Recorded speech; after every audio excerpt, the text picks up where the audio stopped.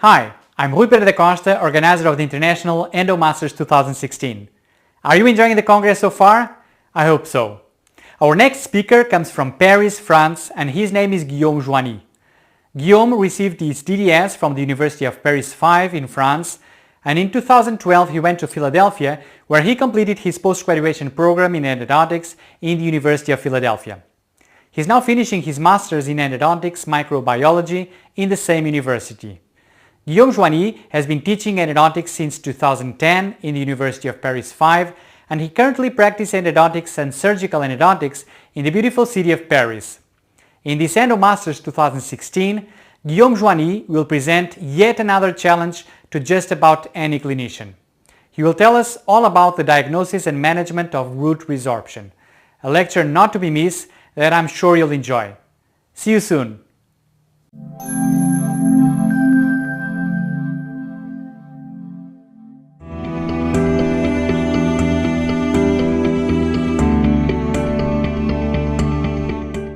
Hello everybody, I'm very happy to be here with you today to talk about my favorite topic, resorptions, in this International Endo Masters 2016.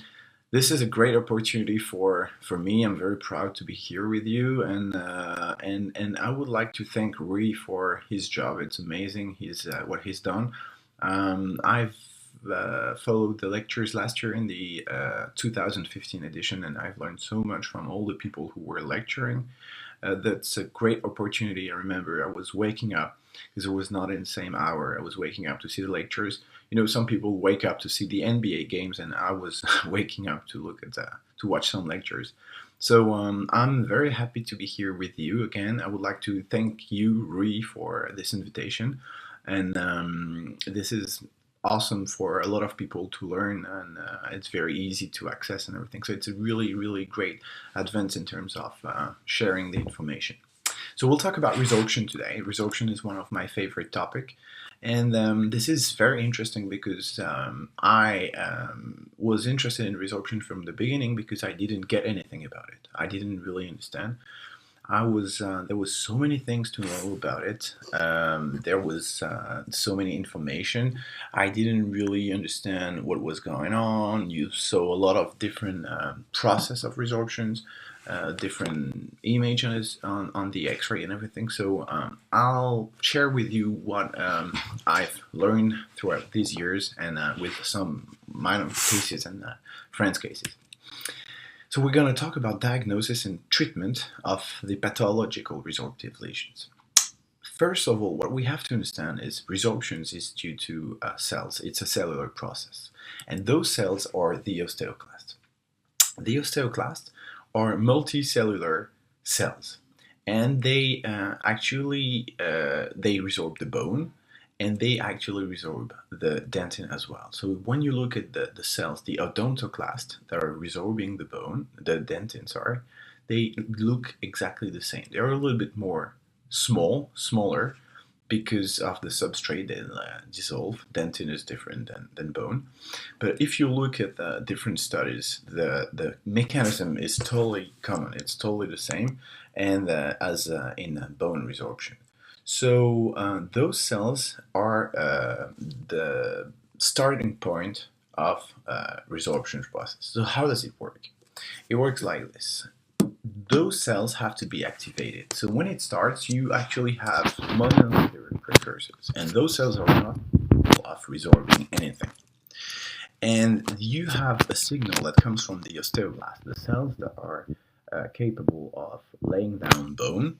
They secrete something which is rank L, and this thing is going to go on the rank receptor.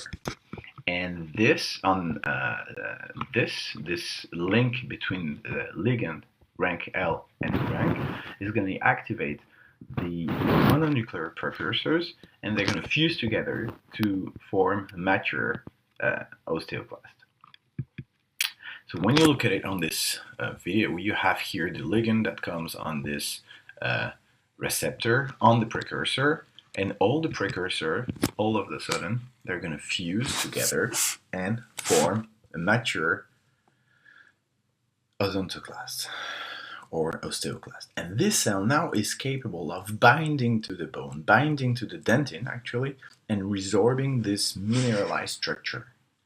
So how does it work? It works like this. You have these precursors that are fused, and they are now capable of binding to the bone and mineralized tissue. All the mineralized tissues that you have, they present this RGD sequence.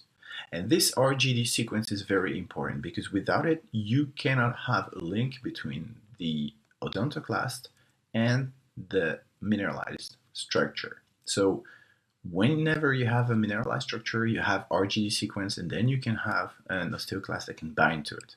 So it goes like this. The odontoclast binds to the mineralized surface through the alpha 5 beta 3 integrin, and you have what we call a sealing zone, and the resorption is going to take place in this sealing zone. And you look here, the cytoskeleton in red of an osteoclast binded to mineralized structure. And how does it work? You have liberation of H plus and Cl minus ions. You have the decrease in pH, and on top of it you have the cathepsin K, which is an enzyme that dissolves the bone, the mineralized surface. And this osteoclast is going to walk along the surface and resorb everything. So this is the cellular process. So you're going to tell me, okay, but when we have bone resorption, when we have a periodontitis, for example, you have a tremendous bone loss, you have this inflammation, you have those cells, and still you don't have any dentin resorption, you don't have tooth resorption. Well, you're right. Here you can see a defect, bone defect in a periodontitis, marginal periodontitis.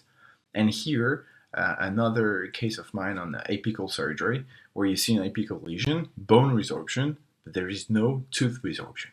So how does it work? Well, actually, you have to look at a tooth like if it was a tree. And when you look closer, you have different layers. It's exactly the same thing in teeth. If you look at this SEM picture, you can see that the cementum is laid down throughout the life in different layers. And those layers are around the tooth. So when you're young, you have a very thin cementum, and then as you get age, then you get a thicker cementum. So the external layer that is around the tooth is organized like this. You have the bone first, then the PDL. The PDL is attached to the tooth through the cementum, and then you have the dentin. And so if we look at it with this wonderful drawing that I did, you have the dentin here with the tubules, you have the cementum, different layers of cementum, and this cementum is laid down by cells, and those cells are the cementoblast. And the cementoblast lay down first pre-cementum that is not mineralized. And this soft layer that you have outside of the tooth is going to protect the tooth because it's not mineralized. So, and then you have the bone here. So how does it go?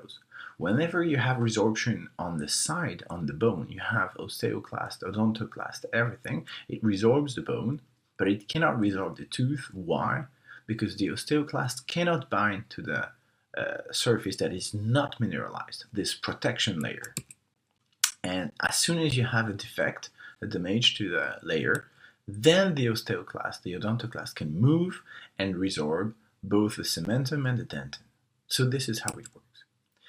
You have now the internal layer that is pretty important as well. When you look on the pulp side, you have the cementum on the left, you have the dentin with the tubules, then you have the odontoblast, yes, inside the pulp, that are laying down dentin if ever they have to throughout the life, secondary, tertiary dentin, reactionary dentin, and this dentin is not mineralized as well. And you have the pulp. And this internal layer is going to be important as well, what we call the predentin, that is not mineralized. So now that we know all of this, let's look at the clinical picture, the external resorptions. First of all, to have an external resorption, we have to have two factors. The first one is loss of the alteration of a protective layer. That's the first thing. And the second thing is we need an inflammation next to the root surface. If you don't have an inflammation, then you won't have any activation of the cellular precursors, and then you won't have any osteoclast that is active to resorb the mineralized surface. Second thing, if you look at a resorption on a clinical picture, you have two phases. The first one is the destructive phase, and the second one is the healing phase. And you can actually see them pretty clearly on the X-ray. If you look at it, if you look on the X-ray on the destructive phase, it's going to be radiolucent. Why?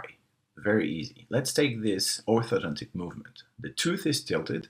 You have a damage to the cementum and the pre-cementum. You have an inflammation on the bone, and you have the osteoclasts that come to resorb the bone and resorb the dentin. As soon as you have this process, this destructive phase, you're going to see it. It's going to be radiolucent. And you can see on those two pictures, two X-rays, the radiolucent area all around the tooth. This is an active resorption, and these teeth are being resorbed right now, so something has to be done. The healing phase now can take two different forms. First one, which is the one that we want, the favorable healing phase, is the cemental healing. The cemental healing is because you have regeneration. This is exactly what we want. We want cementum, we want PDL around the tooth, and this is what we want. The second healing phase that we have and that we don't want, because it's not something that is going to help us to save the tooth inside the mouth, is the osseous replacement. And I'm going to talk about it a little bit later. The cemental healing, how does it work? You have a defect, and somehow you could stop the resorption. So you stop the inflammation, you stop the resorption, and now the cementoblast are going to go to colonize again and lay down a new cementum. What is lost in terms of dentin is lost. But you can have cementum that is laid down progressively wherever the defect of the resorption was, with new cementum, new cementoblast, and new pre-cementum, and new PDL, and new attachment. This is a totally favorable healing, and that's what we aim for. This case here, you have on the left side the new cementum that has been laid down. Again, here there was a previous defect. Here you see the new PDL. Here the previous resorption defect, and a new cementum that has been completely laid down. So this is what we want. And on this case from Dr. Trope, who is my mentor in terms of a lot of things, and resorption in particular, you see on the X-ray the radiolucent area, and after calcium hydroxide, you see that it's not radiolucent anymore, and you can actually trace a lamina dura. I don't know if the prognosis of this tooth is really good, but at least the resorption is stopped, and you can see that the bone around the tooth is formed and a new PDL is laid down. On this case from Dr. Ricucci, you have exactly the same thing. The treatment was done, and you see a resorption on the apical part on the left. The treatment was done, and the tooth was extracted 25 years later.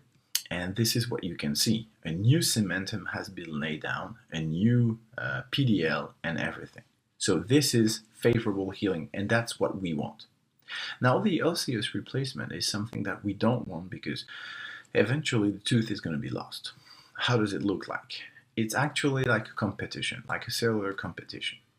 The defect is so important, or the cementoblast cannot lay down new cementum, so you have this resorption, and the bone is taking place. So now you have bone that is resorbing the dentin because it considers it as a foreign body. And then this is terrible, because at the end you won't have any tooth anymore. The bone is going to take over everything. And on this wonderful case from my friend Laurent Arbonat from France, you see a tooth totally resorbed, and this gutta-percha point is the only thing that is left after the resorption. So this is, the bone is going to take over and resorb all the tooth.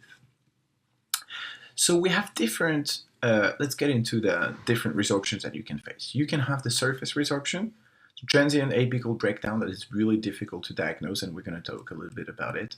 The external inflammatory resorption, the external replacement resorption, and the invasive cervical resorption, which is the one that is the most famous and that we see a lot in our offices. Surface resorptions are resorptions that you can see in three different three different categories. The first one is orthodontic origin, impacted teeth, and tumors. Those are basically resorptions that are not really due to bacteria, but more to a trauma. So if you look at orthodontic origin, you have a tooth that is tilted. There is a trauma on the apical part, for example, because this is where the tooth is the thinnest and resists the less to resorption. You have an inflammation, and this inflammation is going to lead to resorptions. So if you look at this case from my orthodontist, this is a case from the beginning. He placed a lot of orthodontic wires and devices. Don't ask me, I'm not an orthodontist, I don't know what it is. To me it's torture, but he placed everything inside the mouth, and if you look at the end of the treatment, this is how it looks like. So we have severe resorptions on all the incisors and even canine. When we look at it, it's very interesting because if you look at the systematic review, you will see that actually 90% of the treated teeth by orthodontics present resorptions, but only 1% to 5% have severe resorption. Severe resorptions are when you lose at least 5 millimeters of tooth. When do you have a resorption? When you do orthodontic treatment. When you have heavy forces, you can have more resorption. It's normal because you have the trauma is more important. When you have intrusive versus extrusive, when you try to intrude a tooth, then you have to expect resorptions more than when it's extrusive. And this is actually exactly the same when you have traumas. Because if you look at this picture that I took from the dental trauma guide, you look at the tooth is here. Whenever it's extruded, you have in green here the PDL and this layer of pre-cementum and cementum. When you have an extrusion, like on the middle picture, the tooth is taken out of the socket. So you don't actually have an injury on the PDL. The tooth is taken out, and the PDL, the cementum and the pre-cementum is not damaged that much. So if you manage it well and you place it back and you don't move anything, everything's going to be fine. You won't have any resorption or not a lot. Whereas when you look at this one, this intrusion here, you have to understand that the cementum, the pre-cementum, everything, the layer, the external layer that is protecting the tooth all around is destructed, is teared off. So this is really a case intrusion where you have problems and that you take real chance to have resorptions. You have to tell the patients that the prognosis is actually not that great. The impacted teeth now, another trauma with pressure. So this case is a little bit extreme. What we have is very often is canine that is resorbing lateral incisors, central incisors, the retained canine. And this case, again, from my friend Laurent Arbona, it's a pretty interesting case. You see that lateral here, upper left lateral incisors, with this canine, and you see this lesion around the crown of the canine. So what's going on? The tooth here is vital. The lateral incisor is vital. The resorption is not due to this apical lesion. There is no infection. The only thing is a trauma from the canine that is going out on the lateral incisor. So what he did, he just took the canine out, placed it back in the mouth, and you see the resorption heals and the lateral is still vital. So this is what you have to understand. You have to diagnose carefully when you have this kind of thing. Usually when bacteria are not involved and it's just a trauma kind of resorption, then you don't have to do the root canal. There is no apical lesion, there is nothing. You just have to remove the trauma and the resorption will heal by itself. The last one and the sad one is tumors, as in cancers. This case is a sad case that was presented in 2011. There was two central and lateral upper left incisors, and you see there is a big lesion. The teeth were necrotic, so the root canal has been done. Here is the pulp that was removed, and the root canal was done. After the root canal was done, there was still huge swelling on the palatal side, and when they took a scan, you can see here it was 2004, the scan was really invasive.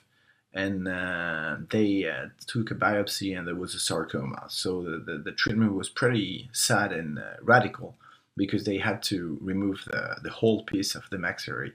And this is after the graft. And fortunately, I've seen the guy who took care of this patient, and this patient is still alive. So that was 2004, and we are 2016.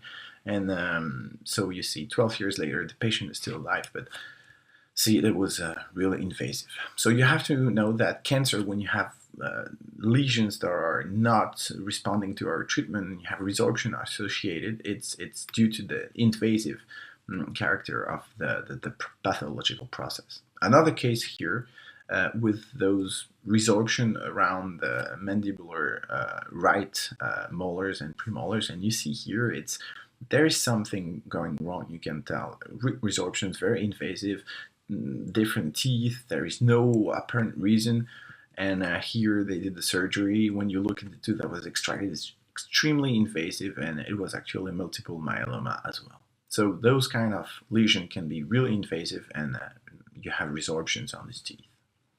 Transient apical breakdown now is something that is very difficult to diagnose. And as we know, Andreasen is the Pope of trauma, and he really documented well. So I'm going to present his case that he presented on one of his studies. His study was about 637 luxated permanent teeth, and he found that 4% of them presented transient apical breakdown, and 30% of transient apical breakdown presented root resorption. What is the transient apical breakdown? It happens after small minor injuries. It's 12% of extrusion, which is the partial displacement of the tooth out of this socket, and 12% as well of lateral luxation. So you have a small trauma. This one is displacement of tooth, other than actually small trauma. The tooth is still in the socket, displaced or moved a little bit, extruded, and we need a trauma where the tooth can still be vital. The pulp is damaged, but it can be still vital, and so there is an inflammation due to the trauma, but the pulp can still be vital. So what happens? Here is a case with lateral and central incisors, minor trauma again, and you can see there is this small lesions on both, just after the trauma, on both lesion, apical part of the teeth. And when you look at the day 0, the day of the trauma, there is those small lesions. So they are not apical lesions. It's the day of the trauma. So if you follow up 4 months, the color is still the same, and you still have those lesions, and you see this profile of blunt apex on those both teeth. If you look 1 year later, blunt again, but then the lesions disappeared. The teeth still test negative, but the color changed. He still followed up. Here is a case, 2 years, negative, still gray, but no lesion, no nothing. Follow it up. 3 years later, the teeth are still gray, but the vitality test is positive. And when you look at 5 years, the teeth became the color to back their color again, and the test is positive. So you see, you have this root resorption at the apex due to this, let's say, process of inflammation that lasted for 4 months. So root resorption, blunt apex, but the tooth is still vital. Doesn't test positive, because we know that when you have a trauma, you can actually have a test that is negative for a long time, but the tooth actually was vital. So very difficult to diagnose. If you have this kind of case, I wouldn't mind. I wouldn't be mad at you if you do the root canal, but you know that if you have a patient that is compliant, that you have an lateral luxation or an extrusion, then you can follow up the patient and see if the tooth becomes vital again. Test vital again. External inflammatory resorptions. Now we have bacteria in charge. The bacteria are on the apical part. You have a huge inflammation, and this inflammation will lead eventually to root resorption. This case was very interesting. It was a a case that I've seen in the United States when I was doing my residency. And this patient was referred to me by the implantologist, by the periodontist, my classmate. And he said, I extracted the first mandibular molar, and I would like to extract the second mandibular molar, but the patient doesn't want to because he's not in pain. So please tell him that I have to extract the tooth, which is kind of weird because, of course, I saw the patient, I tested everything. There was a sinus tract on distal, and actually this resorption was due only to the infection, the necrosis of the pulp, and just an apical lesion. So I said, you know what, I think we can do the root canal. The guy was really happy, and we did the root canal. And this was filled with bioceramic, and you can see actual lateral canal in the furcation. You have a lesion in the furcation as well. And I'm short, if you look at it, I'm short on the distal, but actually this is what my apex locator gave me, so I stopped where it said I should stop. And this is the healing that I have 1.5 years later. So the resorption stopped because I stopped the stimulus. Those resorptions are reversible in terms of the dentin is not going to grow back, but it's going to stop as soon as you stop the process. And here it was an infection. So I treated the infection, then the lesion healed, and the resorption healed as well. Lateral periodontitis, it's exactly the same. You have an infection inside the root canal, and this infection will lead to massive inflammation, and this inflammation will lead to resorption. And it's usually after trauma because you need a defect, a loss, or an alteration of the external layer. So here you look at it, on the left you have the bone, on the right you have the dentin with the tubule, and in the middle you have a defect without cementum and without cementoblast. Here in green you have an infection on the right coming from the pulp, and all the bacteria that are put in green are going through the tubules and feeding the inflammation that you have on the defect. And you have this inflammation from both the trauma and the infection. And here you're going to have a lot of osteoclast, odontoclast, and resorption of both the bone and the dentin. So the goal here is to remove the infection. So what do we have? What can we do? When you have this kind of cases, you can do either revascularization if the tooth is young, immature, and it goes inside the indication of revascularization. And here is a beautiful case from Dr. Sweta Shah from UPenn. This is a case here with massive external resorption. The tooth was necrotic, but the tooth was immature. So she decided to go with revascularization, and see at 2 years, they even did an orthodontic treatment. You see the revascularization, and the tooth looks actually much better than what it was before. You see the bone all around, you can trace the lamina dura, so this is a success, and that was revascularization. Why? Because we removed all the bacteria, we put something vital inside that can take care of all the bacteria and everything. You don't have any inflammation around the root surface, and then everything heals. Second thing is prevention of the pulp space infection by doing the root canal within 10 days after the avulsion, if it's because of an avulsion, and the treatment of pulp space infection when it's a mature tooth and that you already have this resorption. And usually this is been done by calcium hydroxide to take care of the infection and inflammation.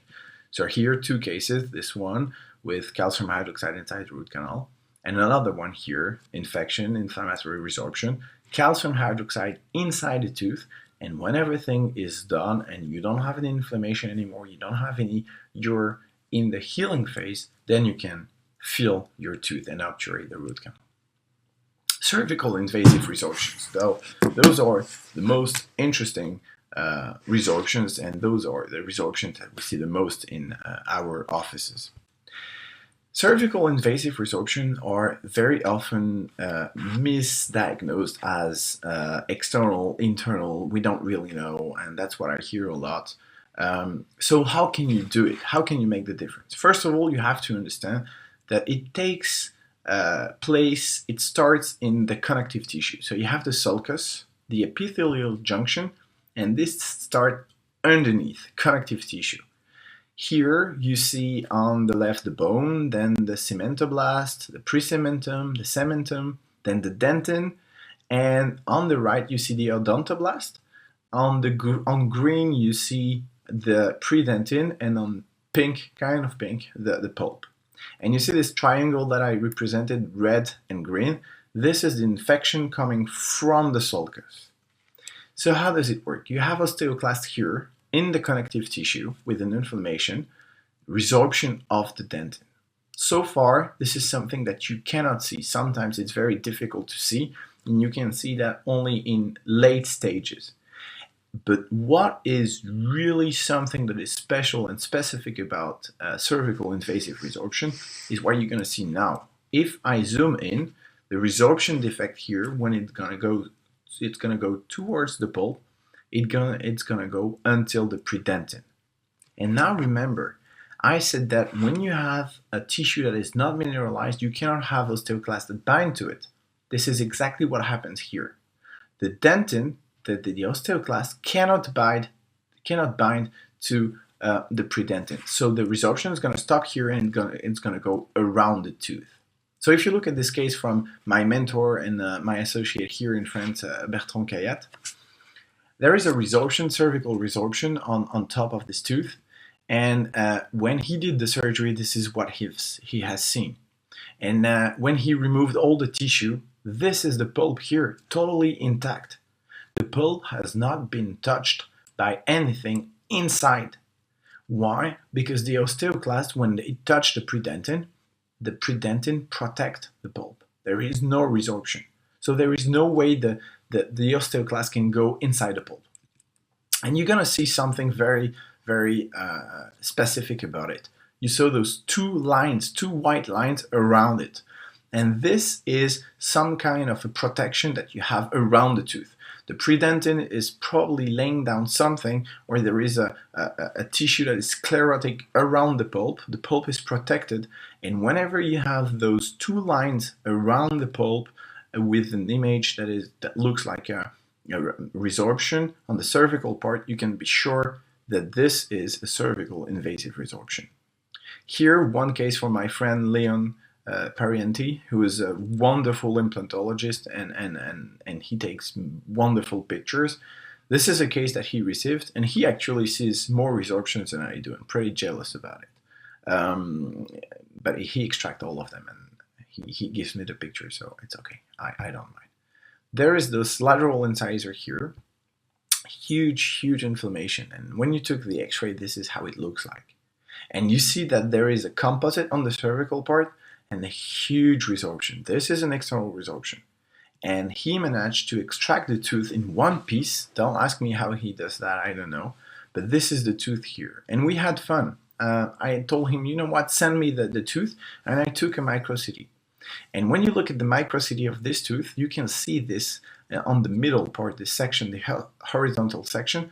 You can see the actually protection of the pulp. You can see that the osteoclast went all over the pulp. The pulp is totally protected. Another case here from Laurent Arbona again, with a massive external resorption. I would say terminal external resorption, and you see that still the pulp is totally protected. There is no resorption of the pulp. The pulp is totally intact, even though the crown is totally broken down. So now what are the options for very external cervical invasive resorptions? First of all, you have to know where the resorption is and what is the extent. And that's very easy. When you want to go to somewhere, let's say you want to go to Las Vegas. I would like to go to Las Vegas. What do? You don't know where it is. You take a GPS. From Paris, that's going to be difficult because anyway, you have to fly there. But let's say you're in the United States, you don't know where you want to go. You want to go to the casino, you take your GPS. This is exactly the same thing that you're going to do in the mouth. You don't know how the lesion is. Remember that whenever you take an x-ray, it's a two-dimension process. So it's just an image, and then whatever you do with it is you analyze it and you interpret it. This is not something you're making plans on something that you don't really know. So you need to take a CBCT.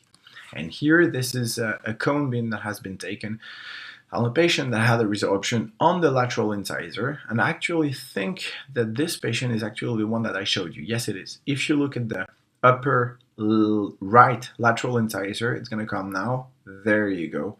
You see the tooth that is totally destructed. So you have to know this tooth has been extracted, but when you have cases where you think you can save the tooth, then you have to take a CBCT to know exactly how the defect is. Then you have two different way of doing it. You can do it from inside, treat the resorption from inside. And here it's a beautiful case from Margaret from Netherlands, who is a wonderful clinician and lecturer. And this is her case here. She decided to go with an internal approach. Why? Because the resorption, even though there was the portal of entry was totally external, it was very, very small. And most of the crown was intact. So you had a very small portal of entry, and the resorption was all inside the tooth. So she did the root canal, and she used trichloroacetic acid. And this TCA acid is very useful because it dissolves all the resorbed tissue. That's very interesting. So whenever you have this kind of resorption, I strongly encourage you to use you have to be careful because it's really toxic. I mean, it works really well. It dissolves everything.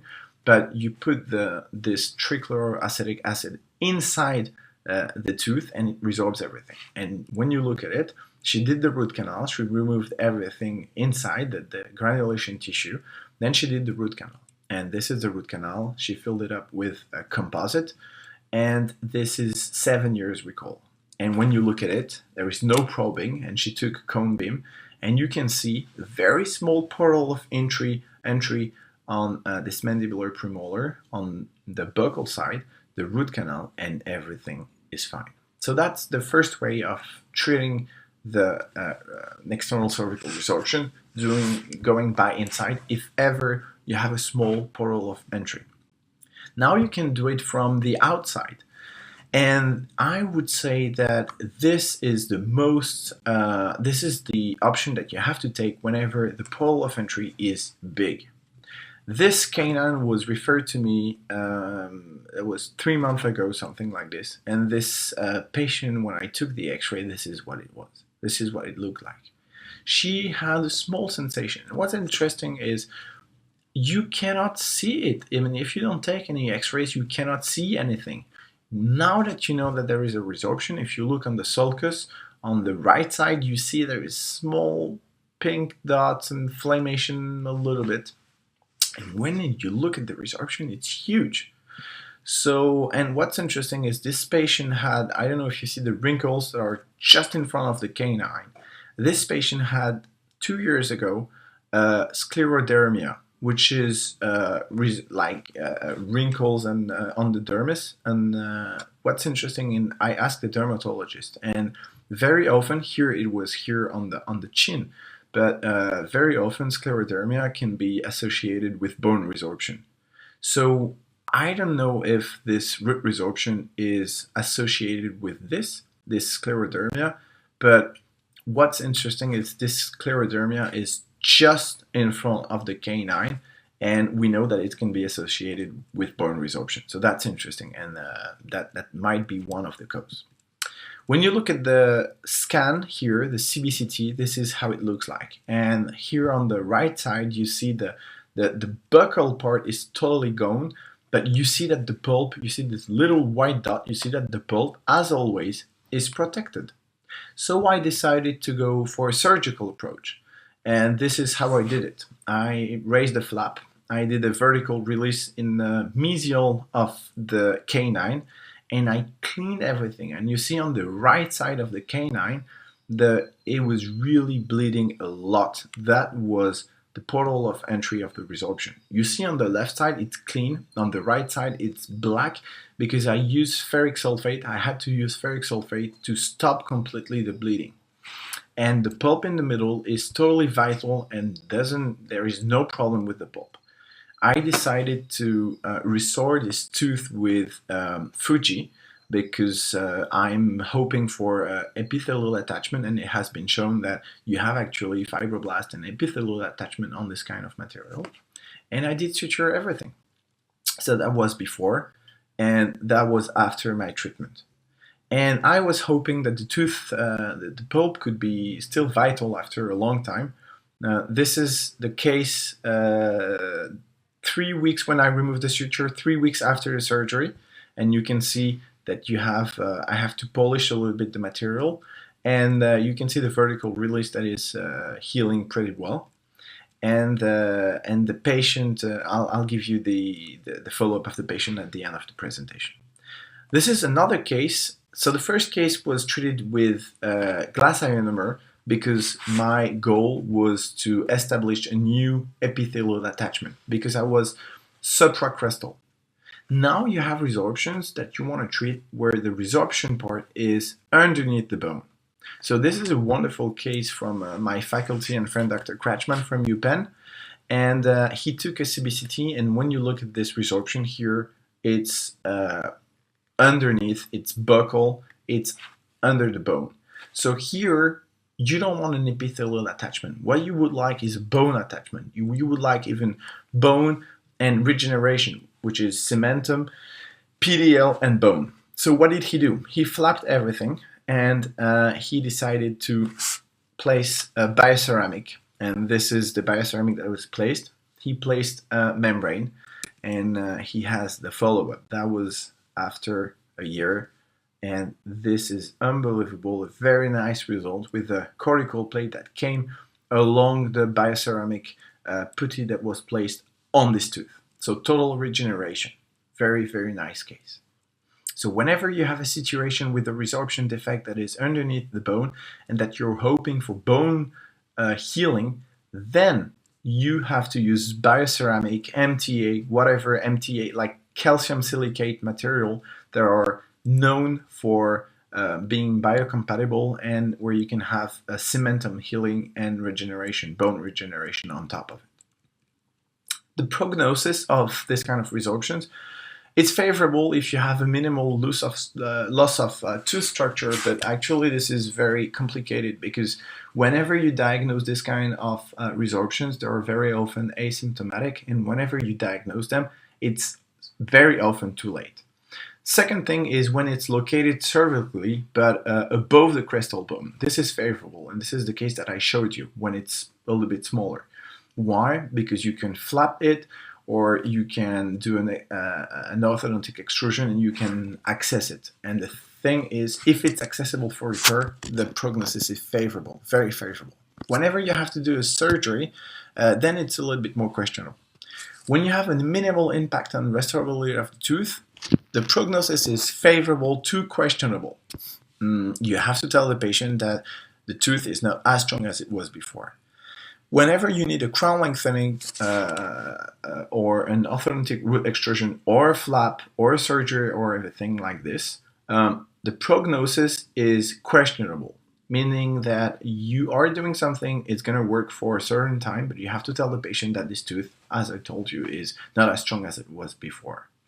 And it's unfavorable when the tooth cannot be restored, when the structural integrity is compromised, when you have probing depth, because very often that means that the resorption is really already too deep, and I'll show you cases like this, or when you cannot access the defect surgically. Now, a question that is very interesting. Should we treat them? Should we treat the resorptions? And this is the question I don't have the answer to. What I can tell you is I've seen a lot of cases that have not been treated, and just by occlusion adjustment or just management of the local area with no inflammation, no trauma, no nothing, I've seen cases with 10 years recall and everything was fine. The resorption was still here, but the tooth was still here as well, and it looked like the resorption stopped. What I know is this case has been sent to me.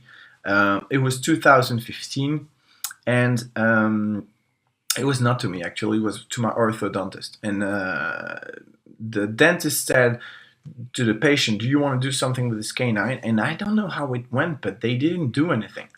And On top of it, they did the orthodontic treatment, and that was 2016. So whenever you have an active resorption and you, on top of it, you add another trauma, then you can expect the worst. You can have really, really fast resorptions. So you have to be careful. And of course, this tooth has to be extracted now. Now, the last option is when you have to extract. So I call that from the inside out. If you look at it in this case, from my friend Maxime Drossard, who's again a very, very good clinician, you're going to say that all my friends are very good clinicians, but it's true, they are very good clinicians. He had this patient with 2 crowns, and it was an aesthetic case for global rehabilitation. And he removed 2 central incisors. Those are the crowns. And when you look at it, you cannot expect anything. He removed the crown, and look at this maxillary molar, the first central incisor. Maxillary molar, I'm sorry. Central incisor. The left central incisor. Total resorption. If you look closer, resorption from the margin. This tooth has to be extracted. There is nothing you can do here. The resorption is deep. It's completely, the integrity of the tooth is done. You cannot do anything. This tooth has to be extracted. Another case from my friend Leon with a resorption like this. In my experience, when you see this kind of resorption, that it's visible buccally and that it's already attacking, resorbing the enamel, it means that the resorption is huge. And actually look at the resorption. That's how it was. The tooth was extracted. This is the tooth here. And again, you see on this picture, the pulp is totally protected. There is this kind of shell around the pulp that is protected. This is due to the prudentin. And here again, another picture. He loved to cut teeth and take beautiful pictures, and this is one of them. Look how the resorption ate completely the tooth. Unbelievable, beautiful pictures. So my conclusions are for this whole topic. Whenever you have a resorption, you have to know exactly what is the extent of the resorption. And we have today the CBCT, we have low doses, and of course we have to respect the ALARA law. But you have to understand that if you don't take a CBCT, if you don't know where your resorption is, you will not treat it correctly. So whenever you have this kind of resorption, suspicion of resorption, you have to take a CBCT. When you look at this case here, that was a case that was referred to me, you don't really understand what's going on. And when you look at the CBCT, you can say that there is this huge, tremendous resorption, and that actually the tooth is pretty compromised. Here, how are you going to do it? A surgery, it's probably on halfway of the route, very difficult. So you have to understand that you can easily pass by a resorption without seeing it, and you have to take a CBCT to know exactly. On an X-ray, you cannot know if it's lingual or buccal. Second, you have to analyze the restorability of the tooth. If the tooth is not restorable, forget about it. The tooth has to be extracted. Look at this resorption here. I told you, when you have probing depth and everything, here you see the lesion. Look on the side, you have this restoration on the cervical part, and look, I move a little bit, 3 slices a little bit more distally, and look at this lesion, completely destroyed and resorbed on the apical part. So this tooth has to be extracted again. Another case from my friend Leon, look at this case. This is not restorable. The margin, the resorption is very deep down, and when you look at it, he extracted, there was an ankylosis as well. 2 teeth, beautiful pictures. The 2 teeth have been extracted, and he cut them again, and look at this. The resorption is really, really important. You see the composite? You see here looks small. You go deep inside with a beautiful bubble inside the composite. Huge resorption. This tooth is not restorable. This tooth is not restorable. You have to extract it. And that's what he did. He placed implant. Last question. The diagnosis is very important because it's going to tell you, do you need the endo? Do you have to do the endo? We are endodontists, and we like endo. And do we have to do the endo? What? Not necessarily. When you have to do this kind of cases that I showed you with resorption, the external resorption with the surgery, Very often I used to think that you can keep the pulp vital and you don't have to do anything. The truth is, this patient, even though I didn't touch the pulp, the inflammation, the trauma to the pulp was too big for her, and 3 weeks later had to do the root canal. So whenever you do an external approach, if it's not too close to the pulp, you can keep the pulp vital, but when it's really close to the pulp, you have to think about doing the endo. And you should tell the patient, we can wait and see, but whenever the symptoms start, you have to do the root canal. Or you have to check very often because you could have a necrosis that you won't see and diagnose until you have an abscess and apical lesion. So you have to be careful. Is endo necessary? Yes, whenever you want to do an internal approach, like the case of Margaret that I showed you, or if ever you do an external approach with a big resorption, I think endo is necessary. I would like to thank you all very much for being here and attending this presentation. And you're welcome in Paris today. The weather is beautiful. I mean, you have to trust me. And you're welcome. Thank you, Rio, again, and for this presentation. I was very happy to be with you today. And I wish you a good day. Bye.